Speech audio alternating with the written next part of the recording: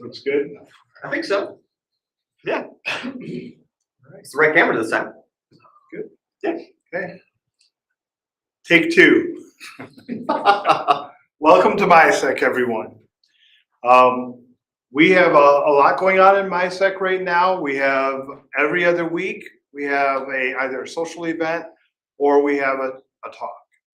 This week, we're going to be having a talk about getting started in your career in hacking. If you've ever wanted to be a hacker or a code cracker, then this is where you start. This is where you're going to find out what it takes to actually develop your career. Richard has a lot of experience in this area. He's been working in IT for quite a long time, in cybersecurity for quite a long time. He helps lead the Grand Rapids chapter, and he's also on the board of directors for MySec. And I always appreciate your support and your input into all these things that we're doing. So I am excited to hear your talk today. Thanks, Esquire. Good evening, everybody. Like Esquire said, I'm happy to help lead things here at MySec Grand Rapids, along with MySec with the state. I've been in the overall West Michigan IT industry my entire career, security being the longest stint of it so far. I'm excited to talk about this today. This is something I've been talking to a lot of college kids about to help them on their pathway as well. And I know, at least in our in-person crowd, most people are looking at their career right now and they're pretty happy with that. But in case you wanted to make a change or you wanted to hear about my journey, that's what tonight's all about. This is also a talk that I'm hoping to give to other conferences in the future as well. So, Cybersecurity Career Chat, so you want to be a hacker. If this was really Gurkhan, somebody would have been playing that Weird Al song, by the way, just saying. For those that don't know me very well, my name is Richard. I am a senior security consultant and ethical hacker here in town. My job takes me all across the state and the country at times. I do enjoy steak. I do enjoy alcoholic beverages once in a while, including martinis and good old fashioned or just some red wine here and there. I am married and I have no children, but I've got some fur babies, 2 dogs, 2 pit bulls, and a cat. Just a quick disclaimer about this. Everything that I say today is just my own opinion, not that of my employer or my clients. In fact, sometimes they would rather me not do this. So to start things off, I'm an avid hacker and backpacker. And there are 3 lessons that I think tie into this talk really well. Number 1, hike your own hike. Number 2, embrace the suck. And number 3, there is no bad weather, just poor preparation. I think that speaks a lot to what your careers are going to look like, to be honest. So a little bit more about my history. I graduated high school back in 2005 from Forest Hills Northern here in town. Go Huskies, great experience there, except for all the bullying when I was younger. Of course, because, you know, nerds. I then went to GRCC, where we're at today, which, just a quick shout out, amazing facilities, amazing professors, great people here. If you're looking to finish your career or do your education, I recommend community college, 100% all the time. While at GRCC, not only did I focus on, IT classes, because duh, nerd and IT, I took the time to do other things, to develop other skills that we're going to talk about. Things like an acting class, debate, public speaking, ethics, psychology, child psychology, economics, both micro and macro. I think it's imperative that young minds get cultivated to do more than just a career. You need to know more about the world. So I recommend go to CC, go to community college, take electives, have fun. It's your time to do that. After GRCC, I went to Grand Valley State University for a little while because the credits transfer over. And I'll be honest, I dropped out. You notice I was only there for a year. I dropped out my 2nd semester. I did not care for it. I was engaged. I was living with my fiance off campus. Wasn't the best experience for me. Not to say you wouldn't have a great experience there. A lot of people that I know went to Grand Valley State University, Michigan State University, other big names. Power to you. Just wasn't a good fit for me.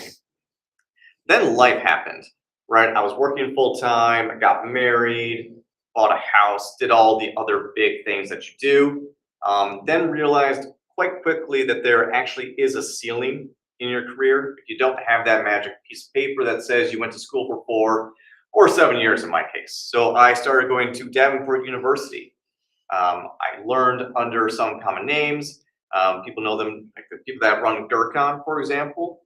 Chris was one of my professors there as well, learned a lot. And I actually earned my 7-year degree from Davenport. Great time there. Then after that, I was still working full time. By that point, I was working at my first real consulting gig, which was a lot of fun. Here's my work history. And one thing I want to point out about this, not security, not security, not security, not security, not security, not security, and then finally some security work. I think it's very important to point that out, especially to anybody that is looking at their current career prospects or job prospects, and you're wondering, why can't I get that job in X industry or doing Y? Don't beat yourself up right now. Do not do that. This is my journey. Your journey is going to be different, and that's okay. I worked a lot of different jobs, and I really enjoyed them all. You notice a bunch of internships on there. I spent some time at iServe, a local internet service provider. Customer support is something that everybody should do at some point. It really, really humbles you, especially when working with the more elderly members of our society around technology. My first real consulting gig was at OST, now called Bourbon. They renamed themselves a few years ago. Great time there, learned a lot. That's how I got into security after that. Now I'm currently at a place called Springthrough Consulting. They're another consulting firm here in town, a competitor to where I used to be. Technically, I work for a firm called Digital Elevation, but we are a Springthrough company. My paycheck comes from them. Smaller company, we have about 30 people between Grand Rapids and the rest of the nation. So well distributed. So I get questions about, hey, is remote work still going to be a thing? Yes. Yes, it is. Anyone that says otherwise is lying to you. Do not listen to them. Which brings me to the first lesson, hike your own hike. I'm telling you about my hike, my career path, the way I got into this. What I did isn't applicable to everybody and vice versa. So hike your own hike, know that you're making the right decision. You're young, well, presumably people listening to this should be a little bit younger, hopefully. Now's the time to make mistakes, try new things. I'm not calling out any old people here. So what does it look like for somebody like me to do my job day to day? Well, most days, this is my workstation, at least at my office. I'm not always there though. Usually I'm at a client. Like today, I was at a client all day. I was in a very stuffy, small conference room, sitting on a very uncomfortable chair all day, doing vulnerability scanning and looking for risk in the environment. That's what I do. So clients do in fact hire me to break the law. I like to do that every single day. Fun part about that, only break the law when you get paid to do it and you've got a contract to go back to. Otherwise, you get prosecuted. We don't want that today. So primarily I do assessments, looking for risk. Outside of that, I'm doing a lot of custom automation, scripting, a lot of work with AI these days. I present a lot, kind of like what I'm doing right now. I do this a lot as well, but for the most part, I'm talking to the stakeholders and organization and telling them about their risk and what I would recommend to remediate or mitigate said risk. I do a lot of writing, and once in a while I have to sit down for a meeting. Unfortunately, that's what happens. A quick note on AI. It's something that's not going away. In fact, I'm really kind of hoping that we're going to quickly go to a break stage where things just break down on it. And hopefully that'll bring hardware prices back down, or at least blow up that bubble. And then after that plateau, we'll get into a stage where there are various AI models for various roles, well defined, where that AI model has a role. Think a nurse role, think a junior dev role, think medical imaging role, where those models are well tuned for those job roles. Not to do the job, but to assist other people to do the job, to assist real people.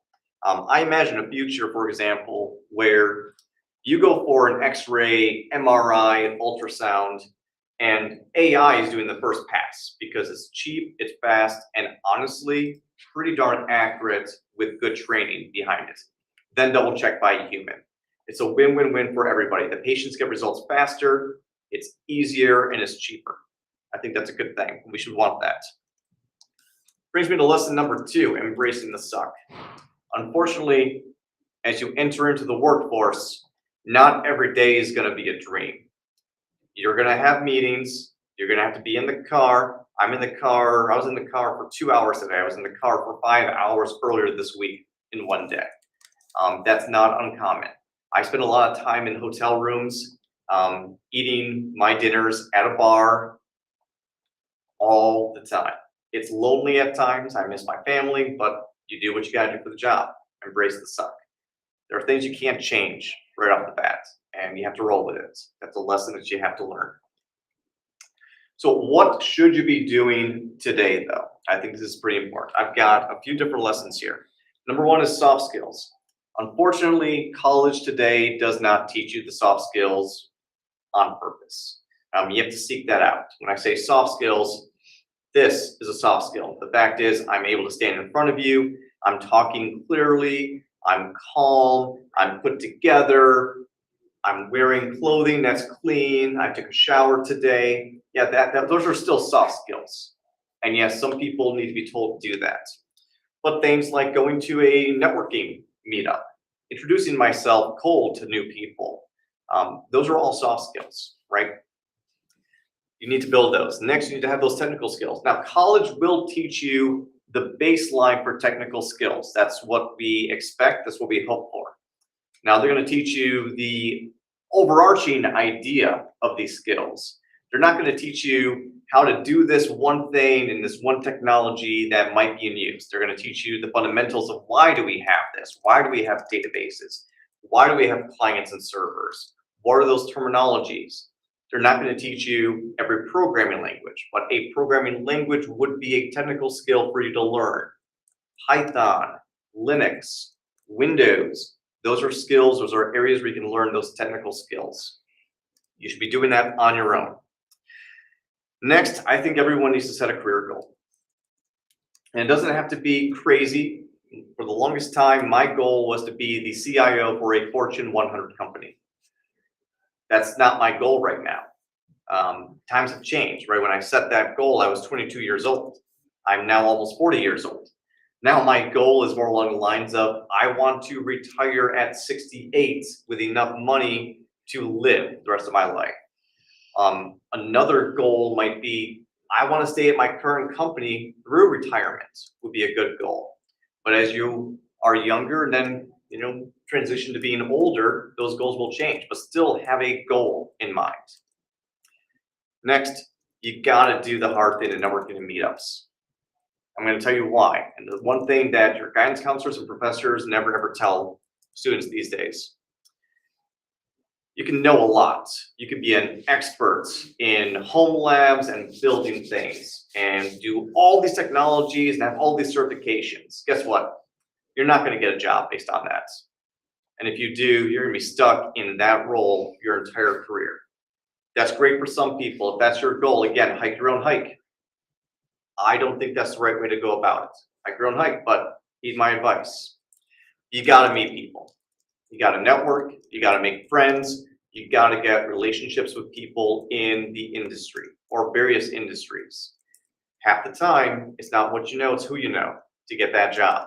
Almost every single job I've ever done or acquired was through word of mouth, not from just applying. Now, obviously, when you're young, you don't have that network. You have to apply, you have to do that. But I'm telling you, if you do the work, go to networking and meetups, just like this one, you're going to build that network and you're going to get better jobs in the future, which will actually align to the career you've chosen. Number 5, very, very simple. Say what you're going to do and then do it. I can't believe I have to say that to some people, but it's a thing. I don't know why we have to say this, right? But if you're going to do something, tell people that you're going to do it and then follow through and get it done. That's how you build trust. Almost everything in life is built on that foundational trust. And the moment you don't do it, the moment you say you're going to do it, but then you don't, you lose that trust. And you might lose it forever. Lesson number 3, there's no bad weather, just bad preparation, right? I will camp rain or shine, thunderstorms or no thunderstorms. In fact, I love a good thunderstorm while I'm out camping. But I prepare for it, right? I've got the equipment for it. I've got the experience with it. I've done it once or twice. The first time, it's not so much fun. But if you prepare yourself, if you actually apply these various lessons, I can't guarantee you a great hike. But what I will tell you is it's going to be a better hike than if you didn't prepare properly. With that, I'm happy to answer any questions there might be from the crowd. It's a quick one today, guys and gals. You said something about, hi, I'm not Square Tricks. Hi, Esquire. You said something about do not break the law unless you have a contract. Can that contract be with anybody? Only if that anybody has the authority over what you're doing and ownership Can you go traditionally. into that just a little bit more? Yeah, so based on that question, can you just accept a contract from anybody to hack something? No, you can't do that. The person has to be in control of the system you're going to be attacking, for example. A great example would be a credit union. So I do vulnerability assessments at credit unions. And the way it works is the people that run the credit union, the president, CEO, those kinds of stakeholders, they're the ones that hire me and they give me permission to come in and do this work. It can't be a third party unless, again, they've got those permissions in place and that expectation in place. So very, very critical to know your scope, your rules of engagement, and what you're allowed to do and not allowed to do to avoid prosecution. Good question. Did I answer your question? You did. Thank you. Excellent. Yes, sir. What would be your advice for like a college student looking to get into security? College student looking to get into security. Well, first and foremost, take classes in it. Second off, go to meetups and groups like this one to start building those relationships. Get a subscription to tryhackme.com or Hack the Box, for example. Those online services are great for supplementary education. And they teach you more real world stuff than college will, in my opinion and experience. Become friends, or at least use the professor office hours after college as well. Any professor that's teaching cybersecurity or security in general, do that. If you have the time and the funding, something law enforcement adjacent is also good. So if you want to take some law classes, ethics classes, those are never a bad thing because they're going to teach you important viewpoints that a lot of people in the security industry may disregard. Because this is a very special industry full of good people like me, also full of bad people like me who like to push buttons and push that boundary. So it's important to know what those boundaries are. Good question. Did I answer that question for you? Yes, sir. What made you want to pivot from IT or traditional IT to cyber specific? What caused me to go from traditional IT to cybersecurity? That's a really good question because it wasn't anything that happened that caused me to change. It was the opportunity. I've always been a hacker. I've been a hacker since I was a tiny little kid. I still remember the first time I did a port scan of someone's net space, and I literally got an email back from the administrator saying, "Stop scanning my network." And I was like, oh my gosh, that is so cool. Also, unplug. So I've always been a hacker. But again, if I go looking for a job in cybersecurity when I'm 22 years old, I'm not going to find it. And I'm going to be frustrated. So, as a young person, your job is to get a job to survive. Your next job is to use that and leverage that to find your next opportunity. And I would actually argue that almost any job is a security job. Back when I used to work at Amway, giant, large corporation, international corporation, right? Protection services there would set every new employee down and talk about security overall. And one thing they always said, even the receptionist is a part of our security perimeter program, because the receptionist's job is to identify anybody that walks in, to challenge them, hold them until their stakeholder in contact can escort them properly. So I'd argue any job has a security component.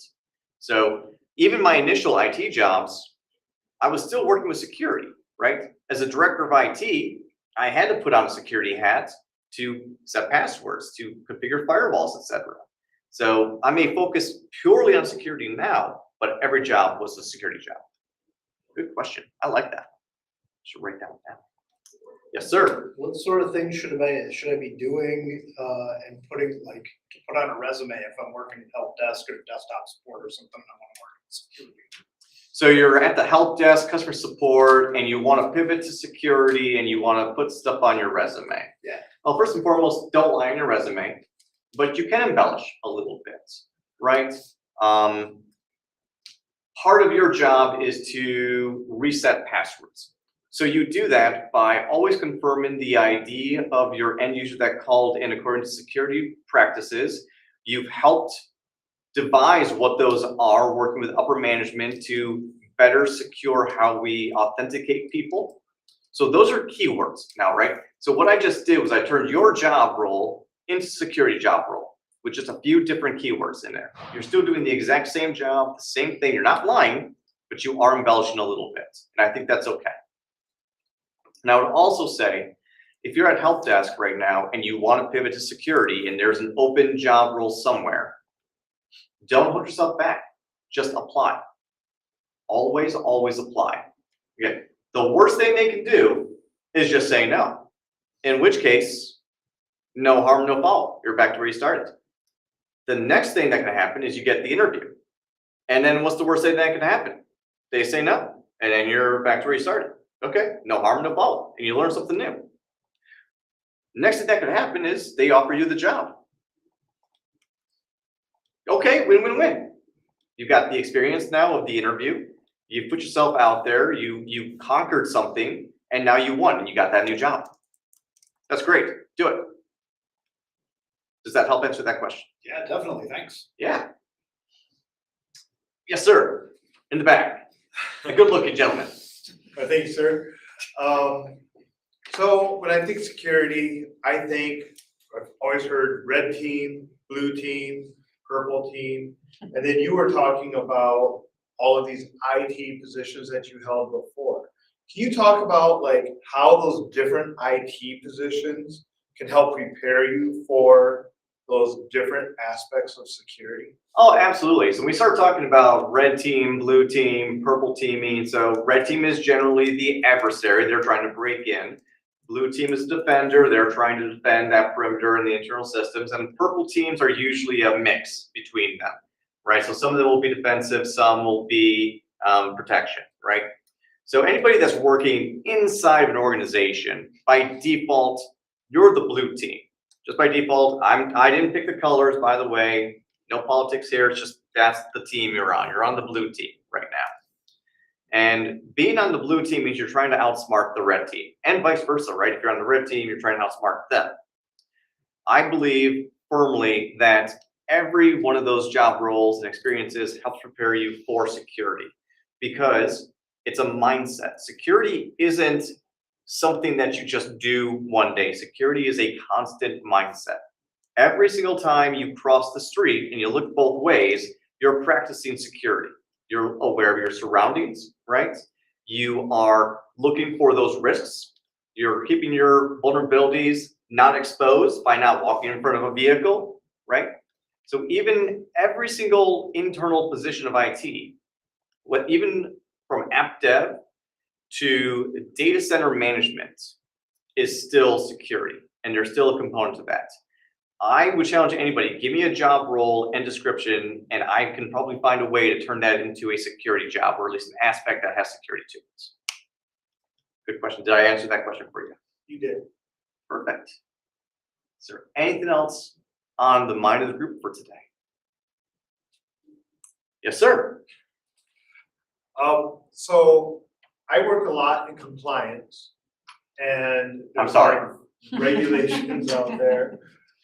How do you view security and its role with compliance, and as well as the careers that can come out of that? So how do I view security in terms of compliance? Another way of saying that might be, does compliance lead to security, and how do those two interact? Would that be a fair way of interpreting that question? Yeah, and how can, like, what are the different roles that you know of that can come out of that? Like, that somebody could actually choose to go that direction in their career? Yeah, so when I look at if I look at a security bucket versus a compliance bucket, there's a blend between them, because compliance is a part of security, but being compliant does not mean you are secure. And being secure does not mean you're compliant. They work on each other and they complement each other. So as you're thinking about a career and you're thinking about, do I do a pure security role, or do I want compliance and regulation? We call it governance, regulation, compliance, GRC. Terrible acronym. I think both buckets are healthy and fun to be in. I prefer being in the security bucket. It's more active, in my opinion. Compliance is more structured. Compliance is spreadsheets. It's making sure you're checking the appropriate boxes, which is a very critical role. So don't get me wrong, it's critical. I don't want to minimize it at all. It's not as fun, in my opinion. This side over here is going to be way more fun, because you're configuring, you're researching, you're implementing, you're testing, you're knocking things down, you're building them up. Compliance over here, they're usually the ones that get the bad rap, because they're the ones that say no. No, you're not allowed to do that. No, we can't authorize that. No, we shouldn't be doing that because it's not what is recommended by X, Y, and Z. But for those of us over here, we depend on compliance people to keep us on the straight and narrow. They help ensure we're staying within the lines. I would say this: if you like spreadsheets, if you like a yes or no answer, if you like the strictness and rigidity, that's governance, regulation, compliance for you. If you like the flexibility and the unknown and discovering new things, and maybe even making it up as you go along, that's the pure security roles. I think they both serve really good purposes, but I know some people that they just want to look at a spreadsheet all day. Okay, not for me. I hate doing that, but if that's for you, hike your own hike. For me though, that's just embracing the suck. I have to deal with that. Another great question. Did I answer that question for you? Yes, you did. Fantastic.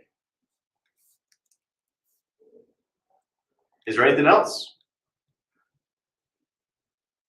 All right. I'm getting the cue that it's time to get off the stage. So I'd like to thank everybody for your time today. And just as always, we do these more formal presentations once a month, and then we do social time afterwards. So if you're not here with us today, I hope to see you again in the future, maybe at one of these presentations, or at the very least at a social time.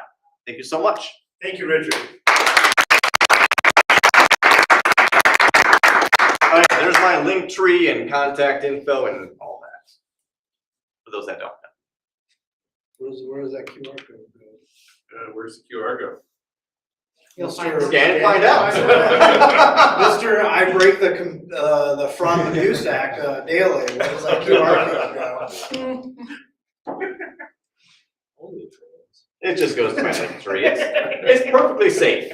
It's perfectly safe. I would never, ever fish my friends like that.